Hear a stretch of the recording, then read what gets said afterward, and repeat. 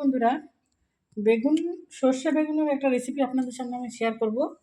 এই দেখুন আমার বড় বড় সাইজ কি সুন্দর বেগুন, এগুলো সব আমার গাছে হয়েছে। এগুলো মাঝখান দিয়ে ফালি করে কেটে নেবো, কেটে নিয়ে ফিরে আসছি। বন্ধুরা, লম্বা লম্বা করে কেটে নিয়েছি গোটা শুদ্ধ। এবার এতে ধুয়ে নুন হলুদ মেখে রেখে দেবো। এই দেখুন লম্বা লম্বা করে চেরা করে আমি বেগুনটা নুন হলুদ মেখে রেখেছি।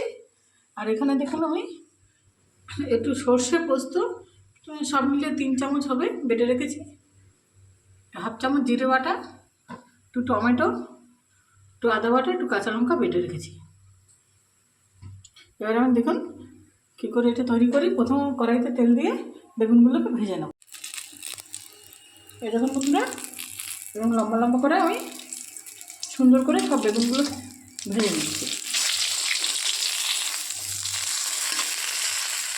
সব বেগুনগুলো ভেজে নিয়ে ফিরে আসছি। এই দেখুন বন্ধুরা, সুন্দর করে সব বেগুনগুলোকে এরকম করে লম্বা লম্বা করে ভেজে আমি তুলে নিয়েছি। এবার কড়াইয়ের মধ্যে একটু কালো জিরে, একটু শুকনো লঙ্কা ফোড়ন দেবো। এবার দিয়ে দেবো একটু টমেটো।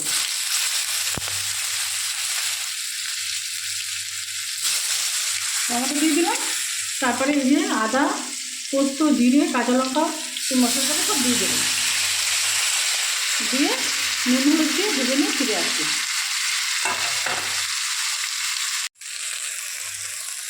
মশলাটাকে দিয়ে নুন হলুদ দিয়ে আমি কষিয়ে নিয়েছি। এবারে সামান্য পরিমাণে জল আমি আমাকে দিয়ে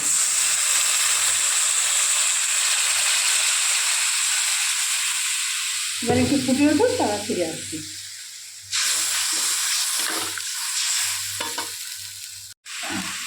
5 মিনিট ফুটে উঠেছে। এবার বেগুনগুলোকে দিয়ে দেবো।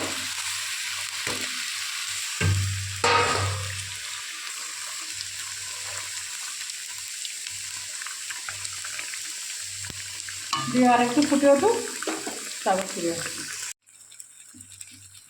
এই দেখুন বন্ধুরা, একদম শুকনো শুকনো হয়ে গেছে। এবার আমরা একটু মিষ্টি আমি দিয়ে দেবো একটু গুঁড়ো দুধ।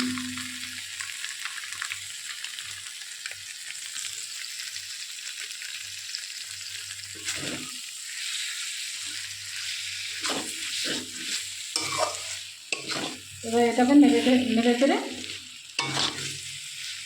নুনটা আপনারা পরিমাণ মতো দেখে নেবেন।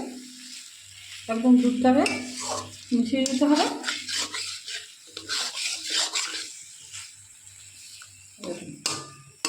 এবার নুন মিষ্টিটা আপনারা দেখে নিয়ে একটা পাত্রে নামিয়ে নেবেন। পাত্রে নামিয়ে নিয়ে ফিরে আসছি।